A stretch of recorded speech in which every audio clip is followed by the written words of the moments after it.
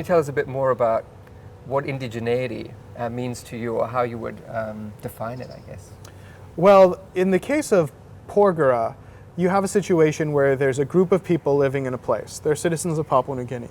And the third largest gold mine, basically, it's complicated how you measure gold mines, opened up. At first, the relationship between the local community and the gold mine was fraught, but relatively successful. It's increasingly gone off the rails since then. There's tremendous social problems in the valley.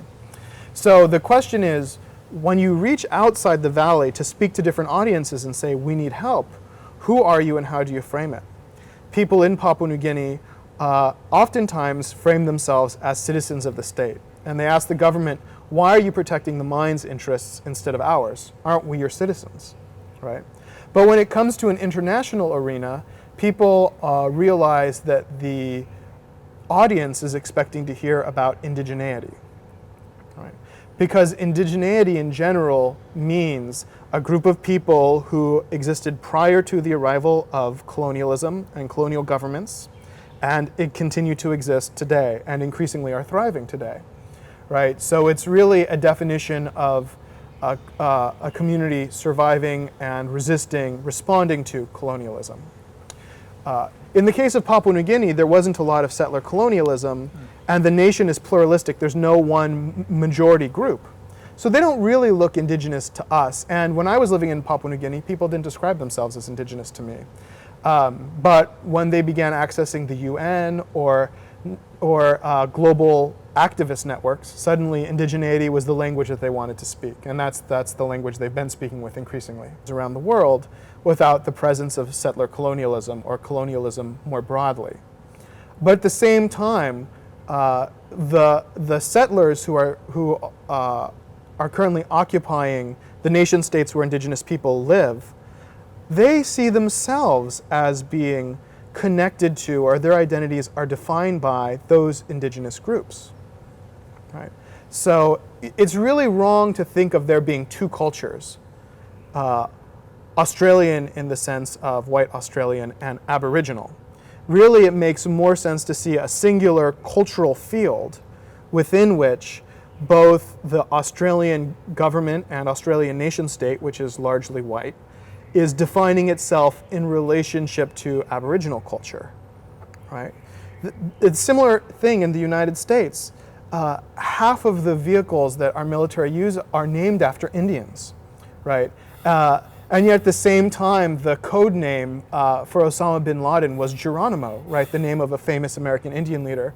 So a lot of times forging new identities free of the European metropole, free of the European countries that white people came from, involves adapting or taking, some would say stealing, co-opting, appropriating bits of indigenous culture.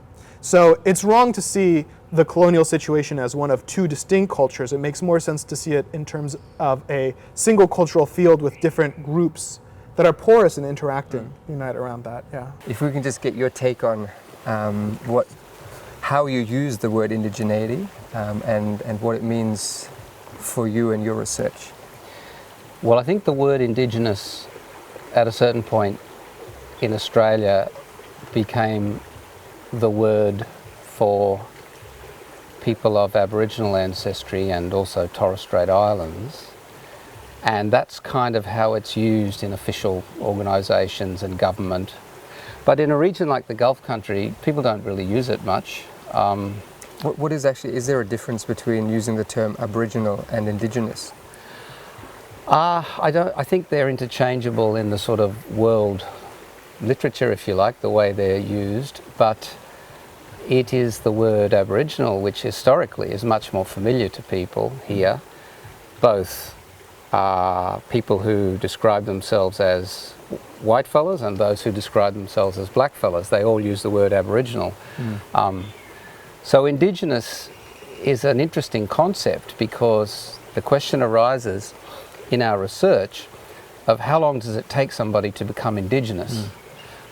The way I'm interpreting it is that it is only with having some Aboriginal ancestry that a person would describe themselves as Aboriginal or partly Aboriginal, whereas The idea of being Indigenous over time, over generations in a post-settler society like Australia may well encompass much, much broader parts of the population, in the sense that people come to think of themselves as native if they're born here or their earlier generations were born here.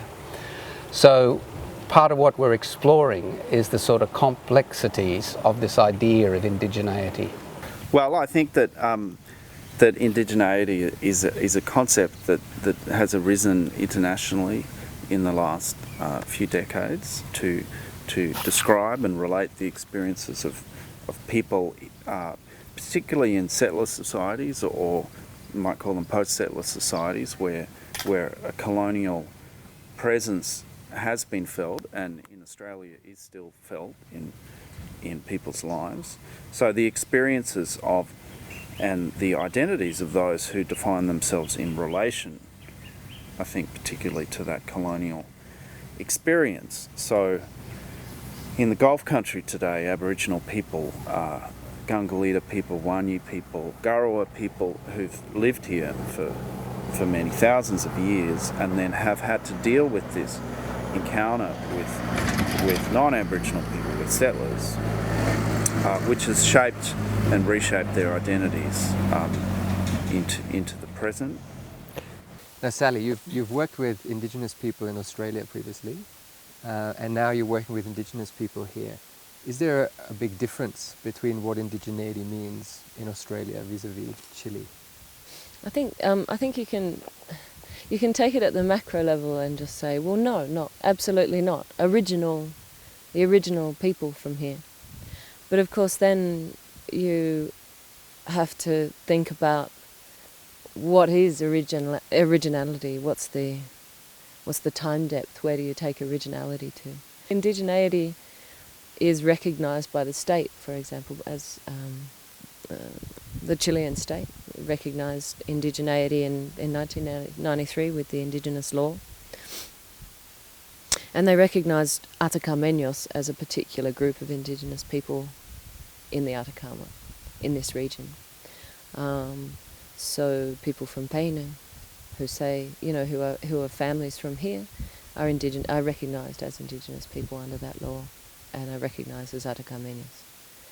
Is there a definition beyond the legal that you work with? No.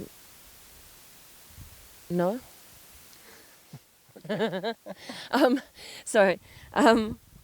Atacameños is a name that is recognised by the state, but then there's also a kind of autochthonous name that is that people talk about being Likanantai, and so which is a Kunsa term, and Kunsa is the original language from here.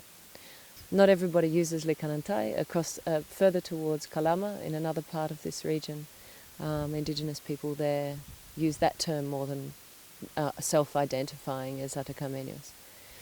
People here identify, I guess, as Atacameños, certainly.